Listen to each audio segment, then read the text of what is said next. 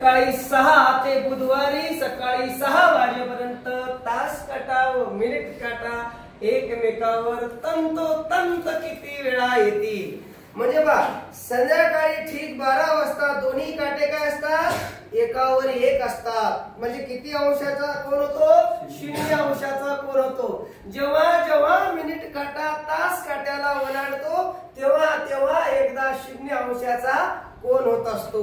म्हणून एका तासात मिनिट काटा तास काट्याला किती वेळा ओलांडतो, 1 वेळा ओलांडतो। म्हणजे एका तासात किती वेळा 0 अंशाचा कोन होतो, 1 वेळा। एका तासात किती वेळा मिनिट काटा तास काट्याला ओलांडतो, 1 वेळा।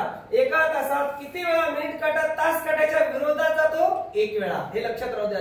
पण एक ध्यानात राहू द्या, जेव्हा तुम्हाला परीक्षेला वेळ दिलेला असेल तेव्हा त्याच्या मधात जर 12 ची वेळ आली तर ती काय करायची, वजा करायची। कितीची वेळ वजा करायची, 12 ची। कितीची आरती, 12 ची। हा, आवाज काढायचा जरा, 12 ची वेळ म्हणायचं पुढे, ठीक आहे।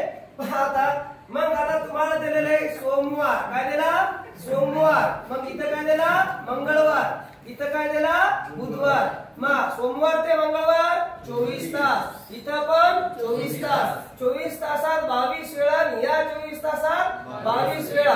म्हणजे याचा अर्थ उत्तर काय आलं, 44 वेळा। लक्षात आलं। जर वेळ 12 तास आले असते तर उत्तर काय आलं असतं, 11 वेळा। म्हणजे 12 तासात 11 वेळा, 24 तासात 22 वेळा। मग इथं 48 तास आले म्हणून किती वेळा, 44 वेळा। हीच वेळ 12 च्या नंतर आली असती, कशाच्या नंतर आली असती, 12 च्या नंतर आली असती तर मात्र तिथं वजा करायची गरज पडत नाही। म्हणून या तिन्ही प्रश्नाचं उत्तर तुम्ही या पद्धतीने काढू शकता। लक्षात आलं, ओके, डन।